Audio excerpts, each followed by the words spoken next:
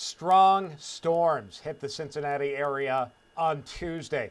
Take a look at this west side hail from Emily and Covedale. It was, tiny hail there, dime size, maybe marble sized. It wasn't severe. To be severe hail, it needs to be an inch in diameter or bigger. But this was a strong storm that produced some hail there in Covedale.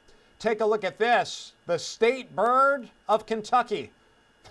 It's a trampoline flying in Union, Kentucky. Watch it go flying across the backyard there. Sarah sent us this video. Those things aren't tied down. Doesn't take much wind with all that surface area to get them going. And to add insult to injury, there goes Sarah's grill on the ground too. If you want to send us a picture, local12.com/chime-in. Here are the peak wind gusts that we saw on Tuesday. Maysville with a gust of 53 miles per hour. That's sub-severe. 58 or greater would be considered a severe wind gust. These were all below severe limits. 52 Batavia, 51 Lebanon, Wilmington 48, Vevey, Indiana with a gust of 47 miles per hour. And there's a look at the storm reports. Lots of trees down. That was the main thing that we saw across the area in addition to those wind measurement reports. But you can see the reports of trees down fairly widespread.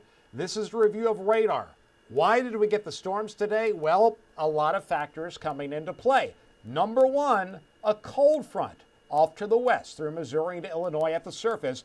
That's a wind shift line, and it's cooler air coming in to warmer, more humid air out ahead of it. So you get storms to fire up. There's the first line we had around 1 o'clock, that first cluster coming through. The second cluster, 7, 8 o'clock, and then everything kind of weakening as it moves off to the east and as that front starts to push into the area. That's the surface. Let's take you upstairs because you need a strong jet stream to help these storms grow vertically in the atmosphere. You need lift in the atmosphere to get that. So I've put the jet stream winds on here. You'll notice one thing though, the strongest jet stream winds stayed well to our north through Iowa, Wisconsin, Michigan today. So we didn't have really intense jet stream winds here. That's one of the reasons the storms weren't as intense as they could have been, because the strong jet stream wasn't over top of us like it has been in other severe weather events. So yeah, strongest winds are to our north aloft. We had enough jet stream though to produce some stronger storms. You can see how those storms kind of followed the jet stream into the area out ahead of that cold front. Notice too, they weaken as they move east of Cincinnati. Why is that? Well, has a lot to do with the instability. I'll get to that in a second. But the other thing is, we've got storm energy. We call it helicity or spin in the atmosphere. Vorticity, actually. I said the wrong word. Vorticity or spin in the atmosphere. And it's like mini areas of low pressure. So this is storm relative vorticity that I painted on here. And you get these individual clusters of storms because you have these little pockets of storm relative vorticity that's moving through ahead of this front, embedded in the jet stream winds. They're little disturbances coming through, so you can see those little disturbances right out ahead of them is where you get the storms firing up.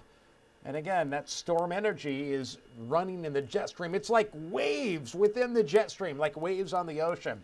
So that is a factor that we saw on where those clusters of storms developed. Finally, why did they weaken as they moved east? That has a lot to do with instability. Ahead of that front today, we saw a lot of instability. Green is low instability, yellow kind of medium, red is the highest. We had kind of medium instability today, feeding that first line of storms that moved through. And then notice the second line came in, but notice how the instability dropped in the green there, where it's yellow. That's where we saw the strongest storms. And then as those storms move east, they ran into more of that green. So they kind of fell apart.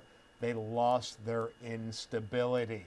So yes, that is why we saw the storms today. The mechanics of everything going on. You've got a cold front at the surface. You've got jet stream winds aloft pushing those storms along. Embedded with those jet stream winds, little areas of absolute vorticity or storm energy that fire up those storms, and then the storms feed off the instability. And when that goes away, poof, bam, it's gone, and the storms weaken. Hope that makes sense. Take care.